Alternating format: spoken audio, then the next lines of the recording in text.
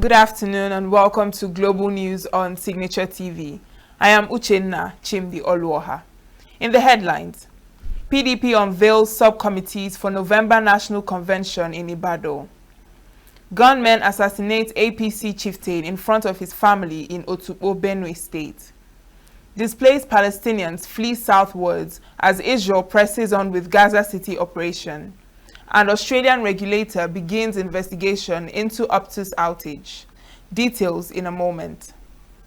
Every second, every minute, every day, news is breaking, events occur, and there are new developments. At Signature TV, we follow these stories objectively, bringing all sides without bias, explaining the complex issues, breaking down the numbers, and investigating the issues behind the news.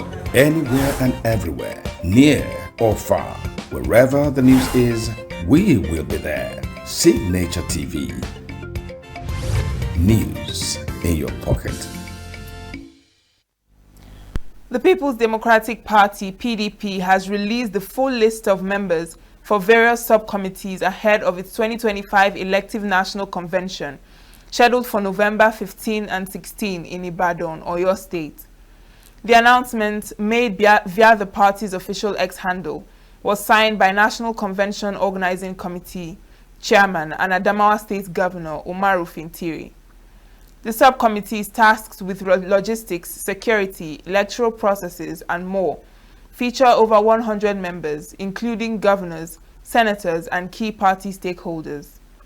Notable appointments include Governor Ademola Adeleke, Accommodation, Governor Dauda Lawal, Accreditation, Governor Doye Diri, Mobilization, Udom Emmanuel, Constitutional Amendment, and Bukola Saraki, Medical.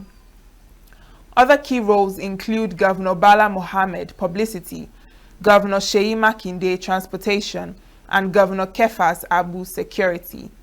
The convention will elect new national officers to lead the party. Former Nigerian President Goodluck Jonathan says any leader who fails to perform should be voted out of office if proper elections are conducted. Jonathan, who stated this at the 2025 edition of the Goodluck Jonathan Foundation GJF Democracy Dialogue held in Accra, Ghana, noted that electoral manipulation remains one of the biggest threats to democracy in Africa. According to him, unless stakeholders come together to rethink and reform democracy, it may collapse in Africa. He added that leaders must commit to the kind of democracy that guarantees a great future for the children, where their voices matter.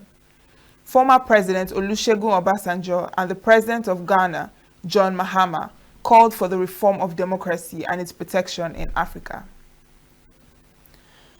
The governor of Rivers State, Siminalayi Fubara, has called on the church to remain steadfast in prayers as his administration begins afresh.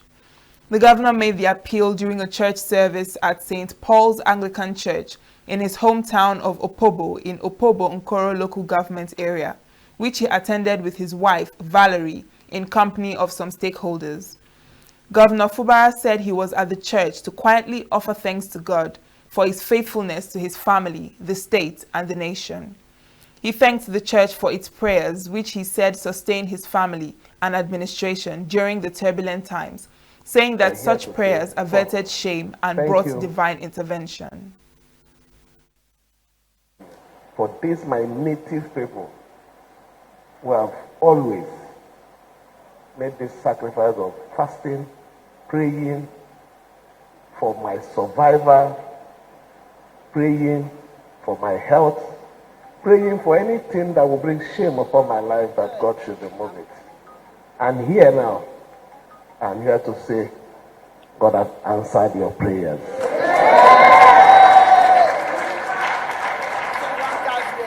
Thank you. Continue to pray for us, because we are starting the journey again. And the prayer is even needed more at this time. A highlight of the church service was a special prayer session for the governor and his family, which was led by the vicar, Venerable Emmanuel Muju. Meaning that heaven also rejoiced.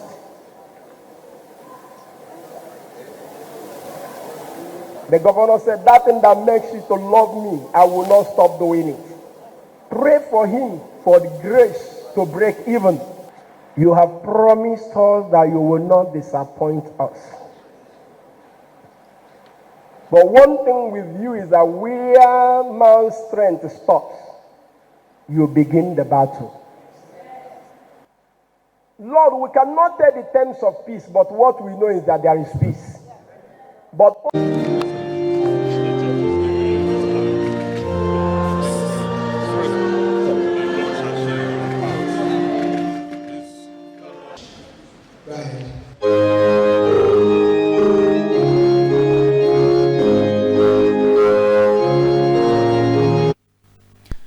The Labour Party presidential candidate in 2023 and former governor of Anambra State, Peter Obi, has reacted to the request made by the wife of the president, Oluremi Tinubu, on the occasion of her birthday celebration.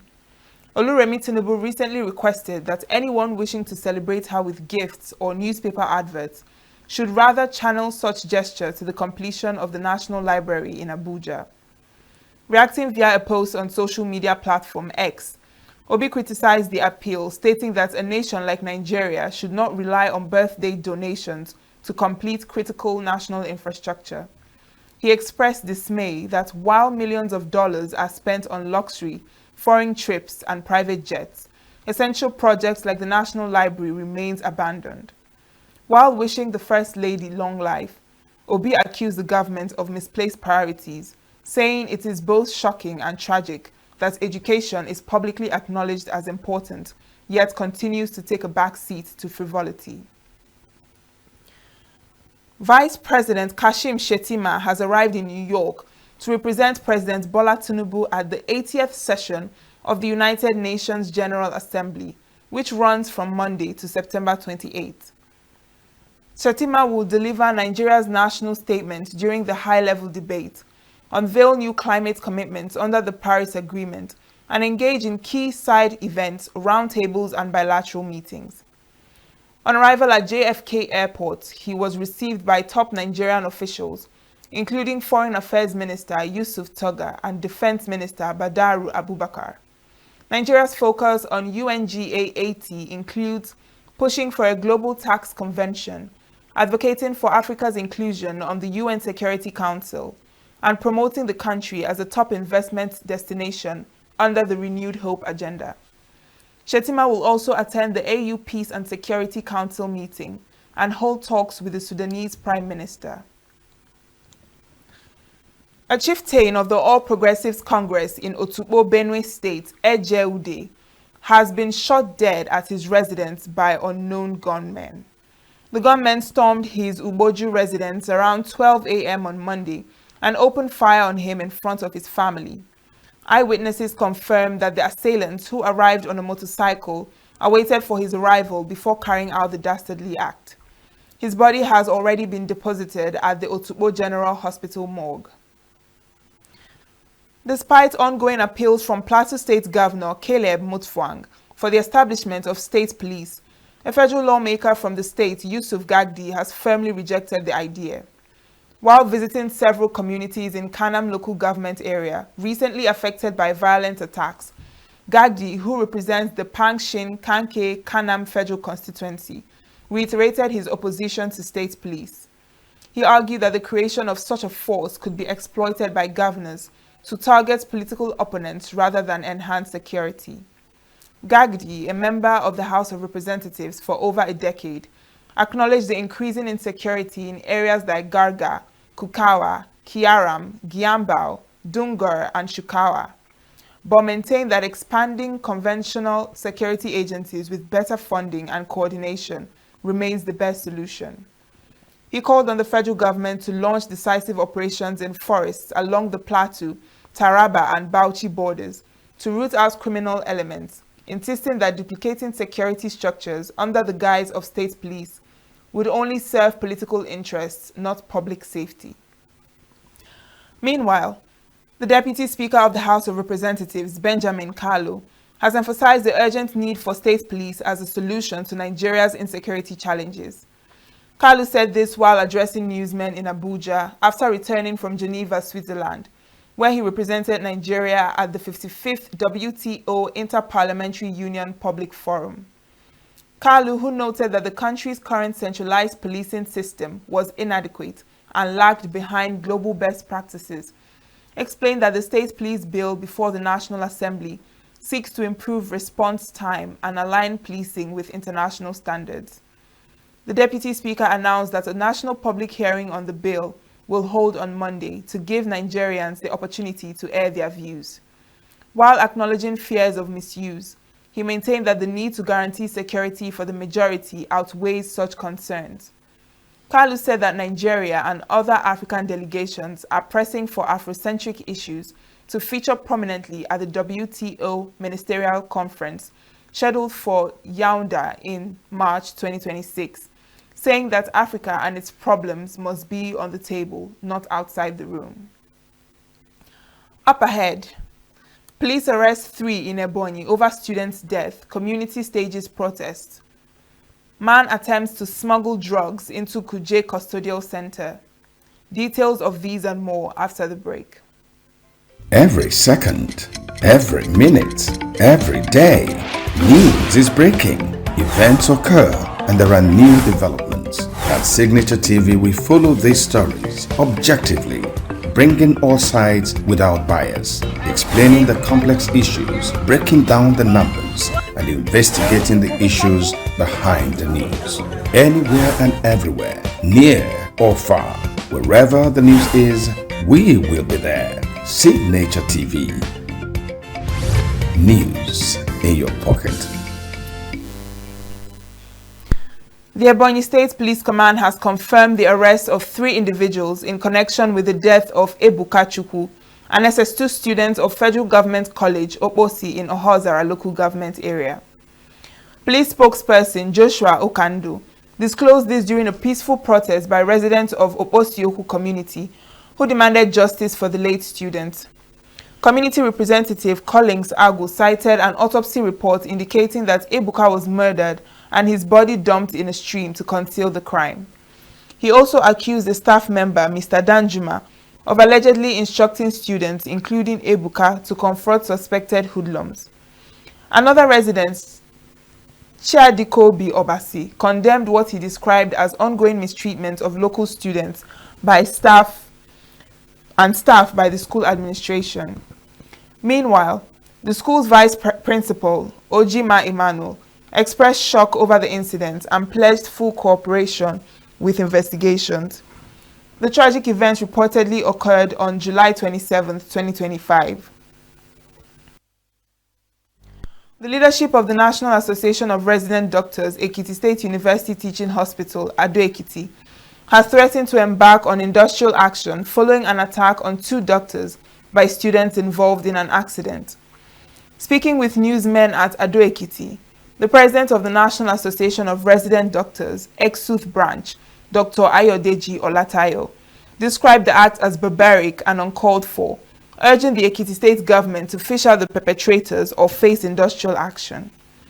He noted that there was a need for patients' relatives to disrespect health workers, stating that such behavior would no longer be tolerated. Former president of the association and chairman of the Exuth Inter-Allied Forum, Dr. Adeyemi Famous, called for the enactment of a law that would criminalize attacks on health workers. He called on security agents to arrest and prosecute the perpetrators to serve as a deterrent to others, as the union would not watch and allow its members to be rubbished. The students, who had an accident on Friday, were rushed to the Accident and Emergency Department of the hospital, but threw caution to the wind and assaulted 2 doctors, leaving them injured, claiming that they were not properly attended to. The Nigerian Army has arrested at least 17 suspected oil vandals and seized over 45,000 liters of stolen petroleum products during operations across the Niger Delta. According to Acting Deputy Director of Army Public Relations, Danjuma Jonah Danjuma, troops from the 6th Division made multiple interceptions in Rivers, Delta, Bayelsa, and Akwa Ibom states. In Rivers, a vehicle carrying 1,600 liters of suspected stolen diesel was abandoned by its driver. while more sacks of refined products and a wooden boat were seized in Ahwada West and Degema.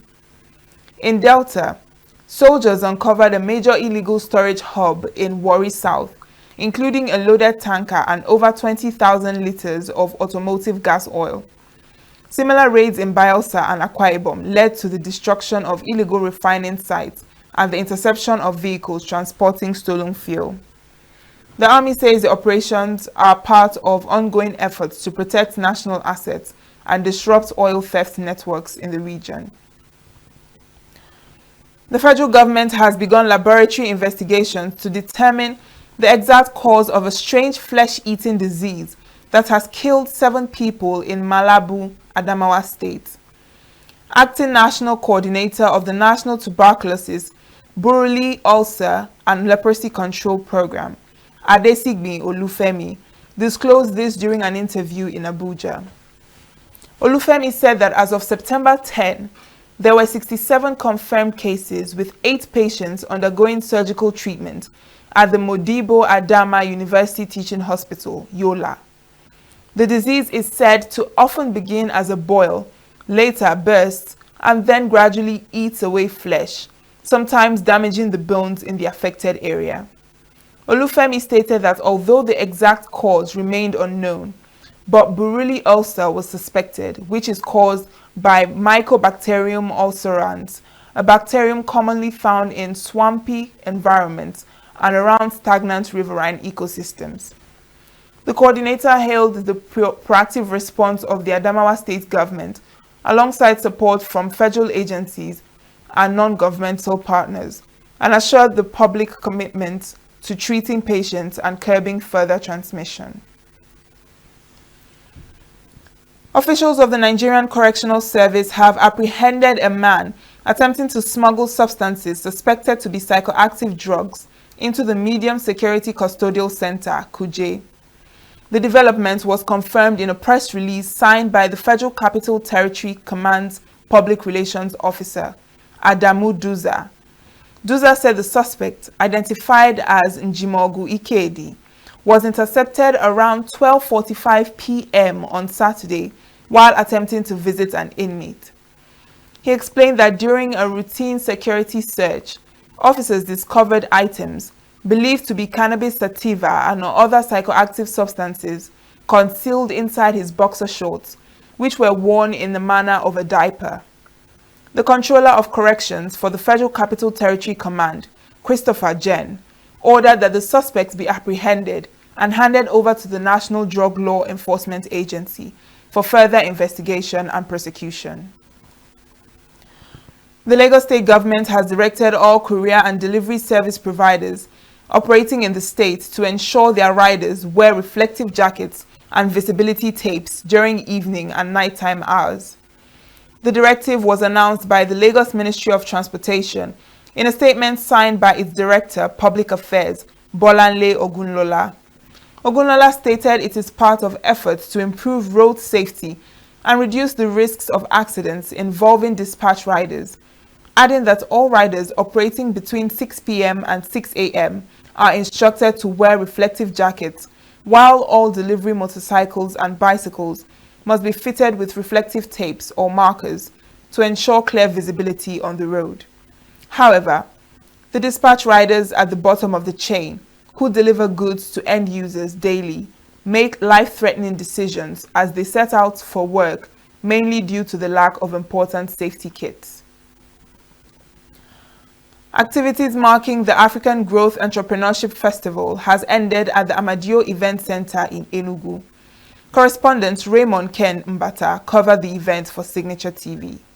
Convener of the festival, Benson Ezonha, described the gathering as a platform for African indigenous entrepreneurs to collaborate, cooperate, and network for the benefit of the continent.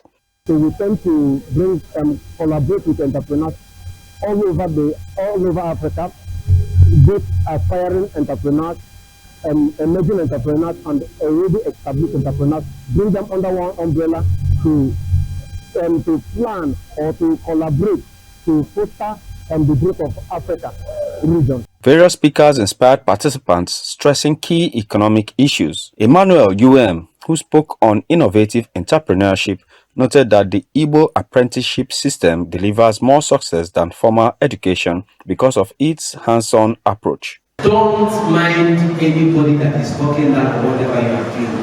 The only thing they need is to see forward and believe.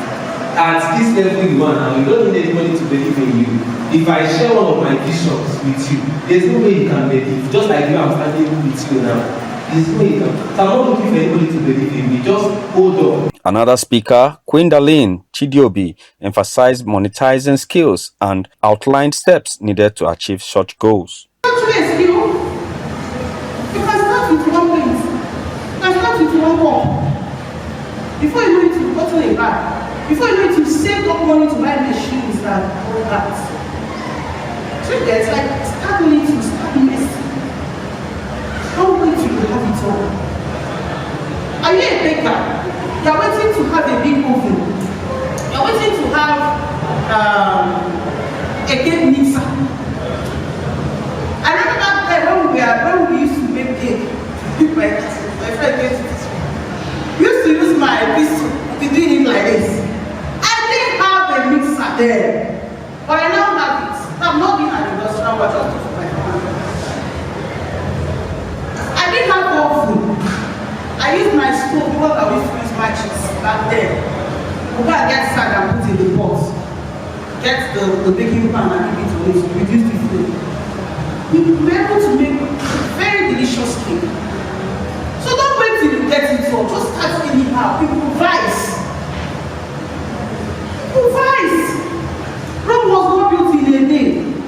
Everybody is not fortunate to be born into a rich family.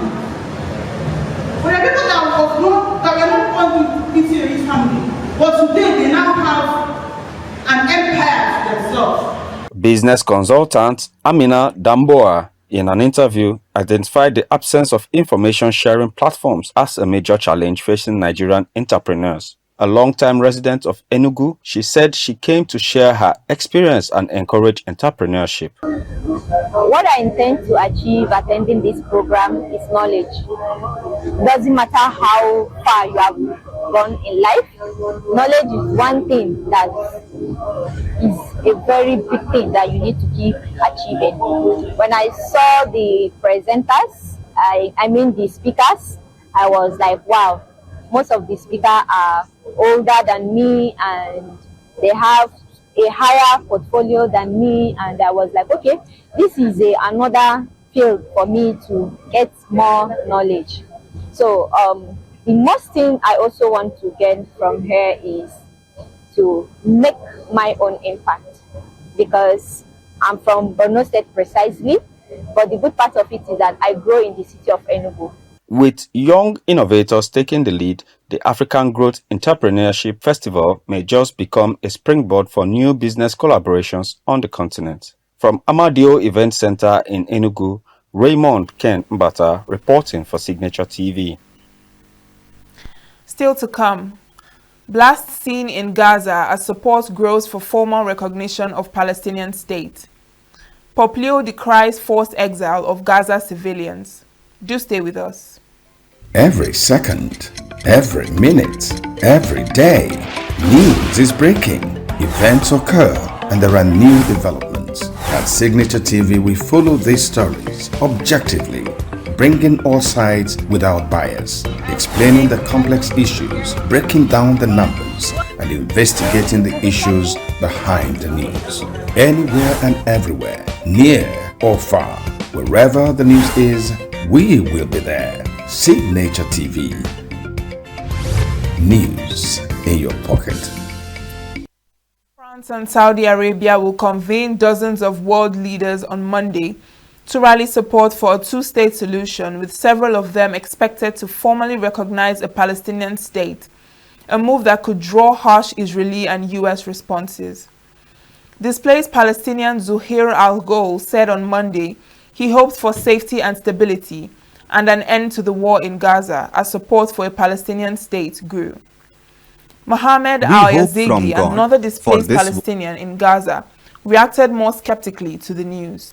For this war and this killing to end, and we call on all world nations, including Britain, to take responsibility to stop this war because it is the main reason of our problems first and foremost. To accomplish a just peace, and not just empty words, or words that are only for publicity. We want safety and stability to be achieved on the ground for the Palestinian people in Gaza and in the West Bank. Where is the state? Where is the state? In the street? Or in the tents? What state is this that they recognize? Are we able to find something to eat or a place to stay? Leave it to God. God is our suffice and the best disposer of our affairs. I cannot say more than that. Not all European powers will follow suit. Italy said such a move would be counterproductive, while Germany said it could undermine efforts to reach a negotiated two-state solution with Israel. Meanwhile, just hours before France and Saudi Arabia were set to convene, dozens of world leaders on Monday to rally support for a two-state solution, with several expected to formally recognize a Palestinian state, a move that could draw harsh Israeli and US responses. Multiple explosions and flares lit up the skies over Gaza early in the morning. Israel and the United States will boycott the summit, said Israel's UN ambassador Danny Danon, describing the event as a circus. Israel is considering annexing part of the occupied West Bank as a possible response, as well as specific bilateral measures against Paris, Israeli officials have said. The US administration has also warned of possible consequences for those who take measures against Israel, including against France, whose president, Emmanuel Macron, is hosting the New York summit. Britain's Foreign Minister Yvette Cooper said on Sunday that her government wanted to keep the hope of the two-state solution alive with its decision to recognize the Palestinian state.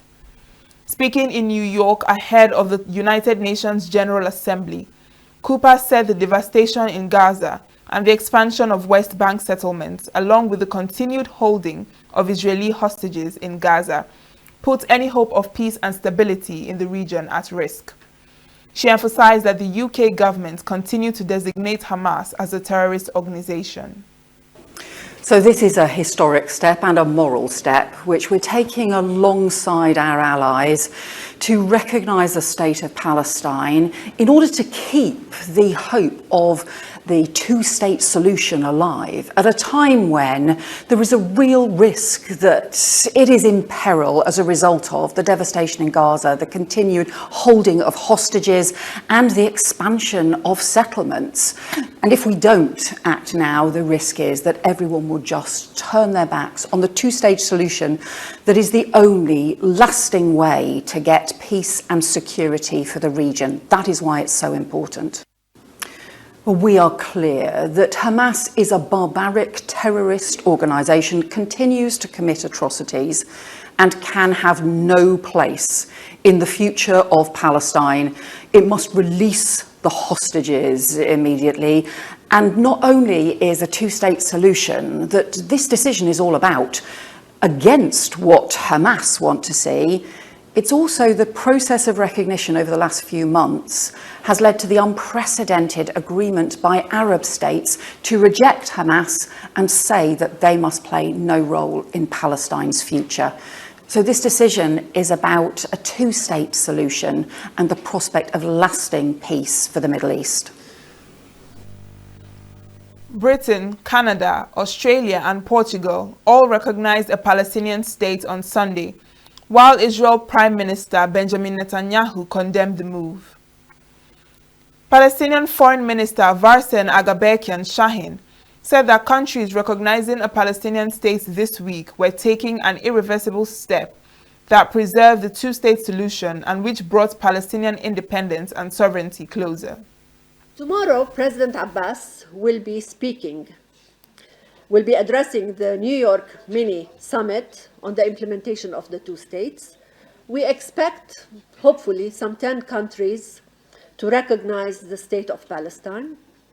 And this recognition is certainly not symbolic. It is a practical, tangible irreversible step that countries must take if they are invested in preserving the two-state solution. This also sends a very clear message of hope to the Palestinian people who are facing an existential threat. Israel always claims that we are under an existential threat. Today, it is the Palestinians who are under this existential threat, and we need to raise our voices on this threat. So recognizing our right to life and existence sends a clear message that war, bloodshed, settlement expansion, and annexation will not be tolerated, not by Palestinians, not by the world. We want to amplify those steps because the more, the merrier. The more countries institute these measures, the more Israel becomes isolated. We want, as I said, to amplify them, and we want those countries to go by the actionable items that are required as per the New York Declaration. Last month, Israel approved the E1, the so-called E1 plan. I should say the settlement expansion plan. This plan intends to further sever parts of the West Bank, severing the north and the south, expanding what they call Greater Jerusalem, and trying to destroy any viability of a two-state solution. The advancement of this plan further entrenches apartheid. We, the rightful owners of the land, will be confined to disconnected enclaves subjected to draconian laws, while illegal settlers living on stolen land enjoy full freedom of movement, as they have been in the past. Israel has no intent to negotiate.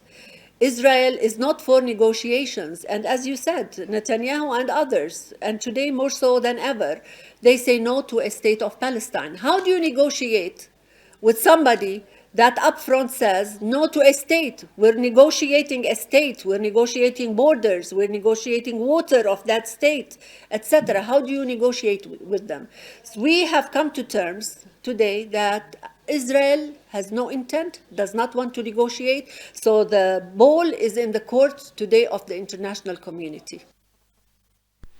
The move is aimed at reviving momentum for a two-state solution and has been sharply criticized by Israel, where some ministers dismissed it as largely symbolic and irrelevant. Others have insisted that a Palestinian state can only be achieved through direct negotiations between Israelis and Palestinians. Israel has faced growing diplomatic isolation this year, as many of its closest allies, with the exception of the US, have condemned the military siege of Gaza, and some have sanctioned Israeli ministers for inciting violence against Palestinians. Pope Leo XIV spoke out against what he described as the forced exile of Palestinians, as Israel intensified its military demolition campaign in Gaza City. Leo's role in advocating for peace in Gaza has become notably stark since Israel struck the territory's only Catholic church in July. My first address is to the representatives of various Catholic associations engaged in solidarity with the people of the Gaza Strip. My dears, I appreciate your initiative and many others throughout the church that express closeness to our brothers and sisters who are suffering in that martyred land. With you and with the pastors of the churches in the Holy Land, I repeat, there is no future based on violence, on forced exile, on revenge.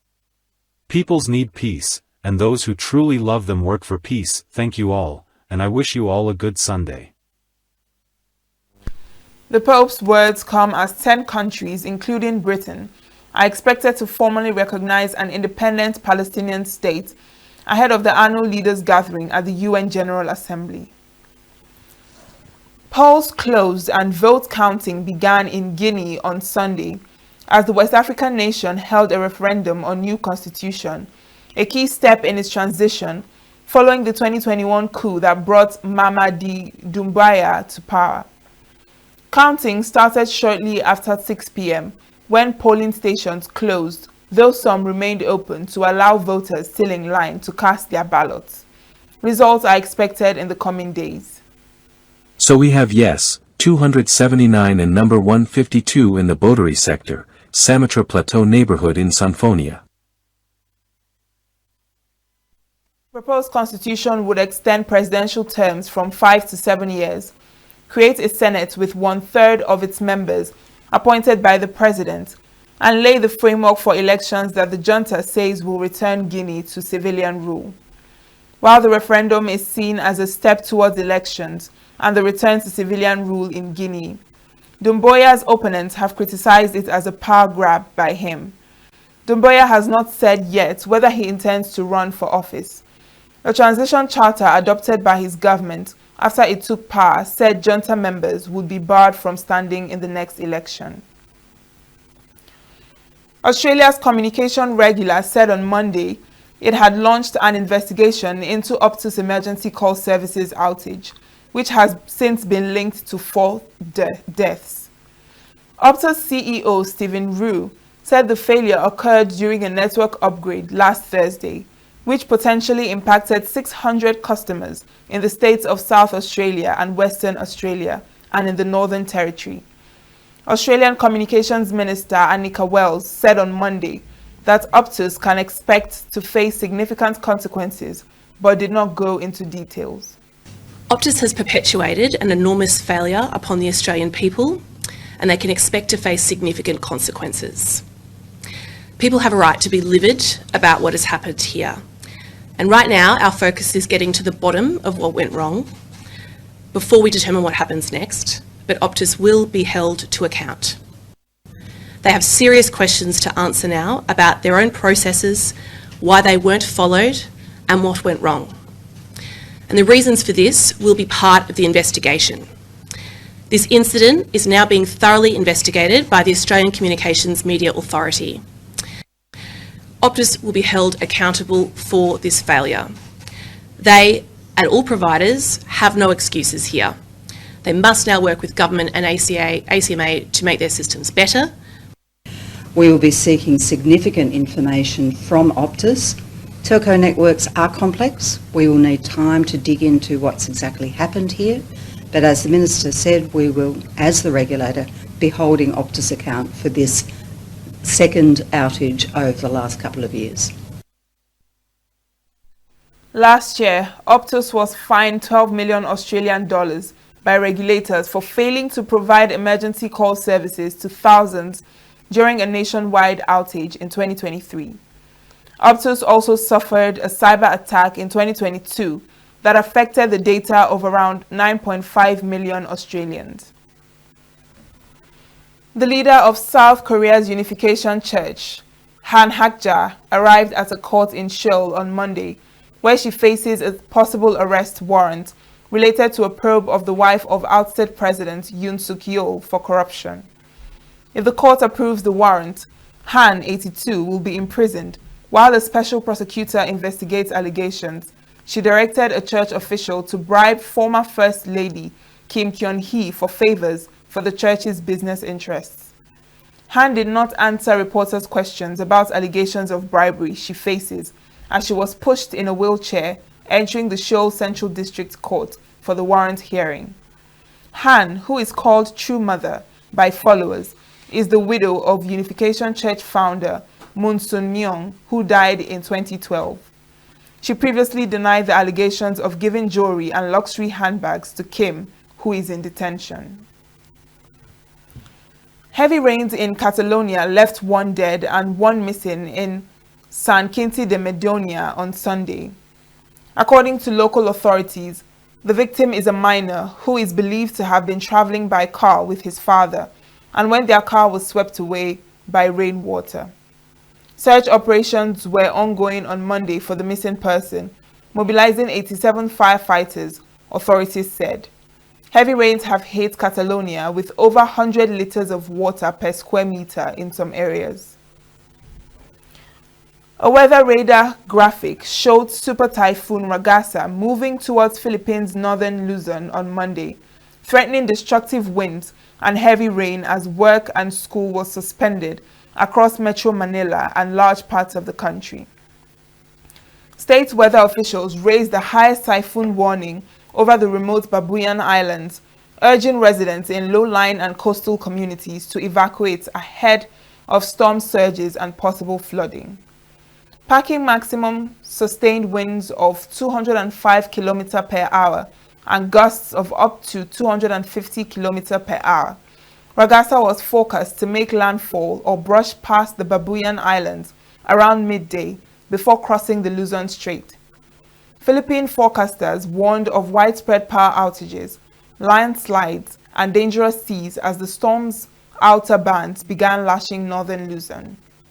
Airlines have cancelled more than a dozen domestic flights, mostly on Luzon routes, while ports have suspended ferry services. Dominican and U.S. forces have seized 377 packages of cocaine and destroyed a suspected narco-terrorist speedboat during a joint operation 80 nautical miles south of Beta Island, the Dominican National Drug Control Directorate has confirmed. The operation, conducted in coordination with U.S. Southern Command and the Joint Interagency Task Force South, targeted a vessel believed to be transporting approximately 1,000 kilograms of cocaine destined for the U.S. via the Dominican Republic. U.S. forces destroyed the boat, marking the first joint anti-narcotics mission of its kind between the two nations. Dominican Navy and DNCD tactical teams recovered 13 bales containing 377 packages, some damaged in the explosion. The DNCD says the case is under investigation by the Public Ministry to identify those behind the trafficking network. The cocaine samples have been sent for forensic analysis. The agency added that this successful bust highlights deepening cooperation with the U.S. in fighting transnational drug cartels. Following a U.S. military airstrike against a fast boat used by narco-terrorists carrying about 1,000 kilograms of presumed cocaine, 377 packages of the substance were seized 80 nautical miles south of Beata Island, Pedernales Province. Dominican authorities, in close coordination with U.S. Southern Command and the Joint Interagency Task Force South, detected, through their intelligence service, a fast boat loaded with narcotics heading for Dominican territory, intending to use the country as a bridge to the United States. During the operation, the boat was destroyed by U.S. authorities as part of their anti-narcoterrorism actions in the Caribbean region. As you understand, this is a military operation.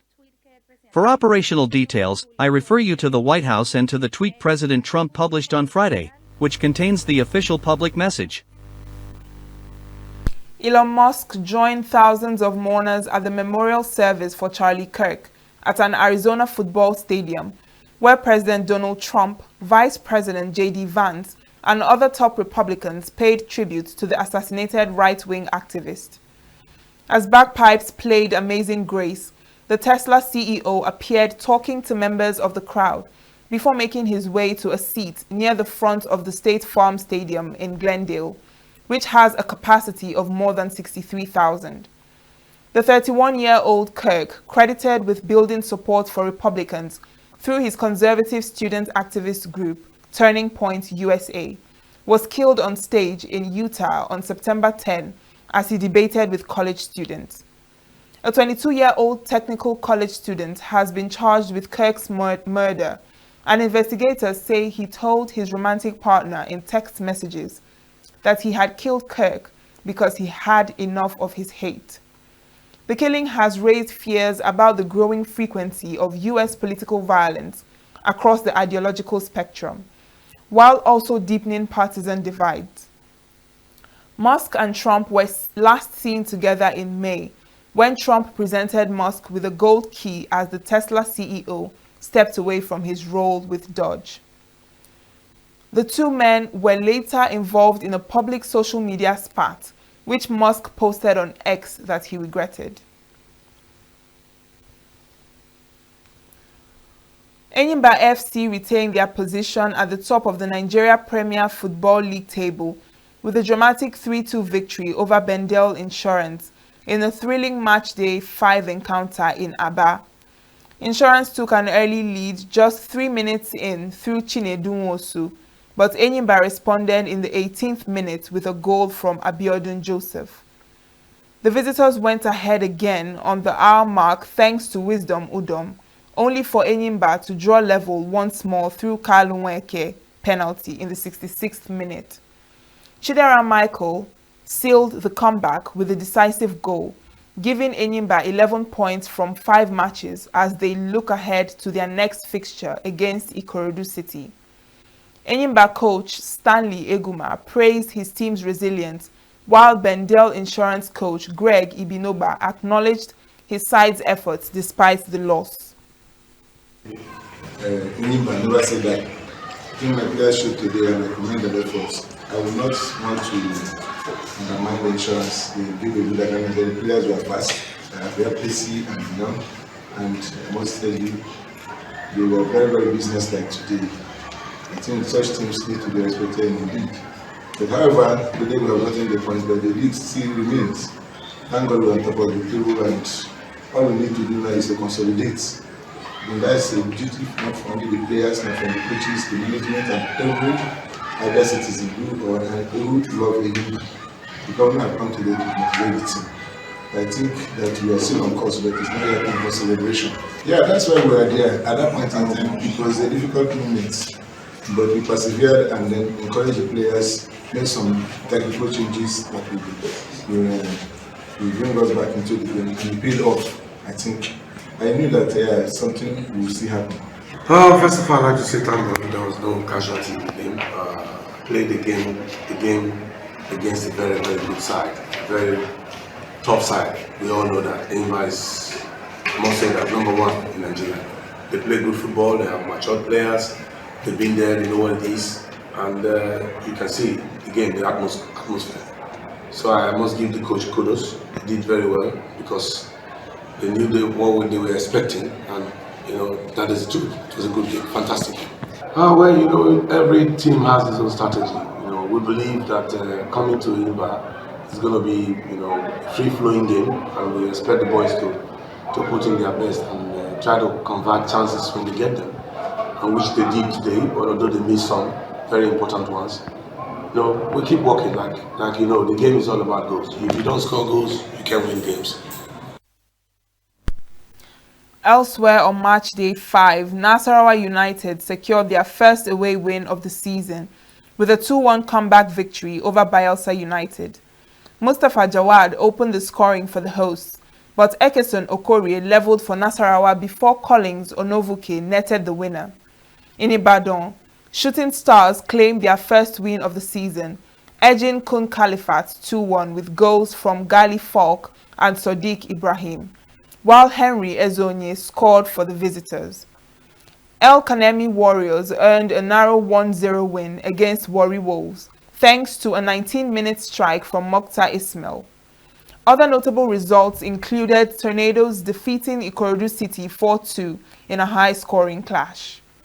And that's the news this hour. I am Uchenna Chimdi Olwoha. Thanks for watching.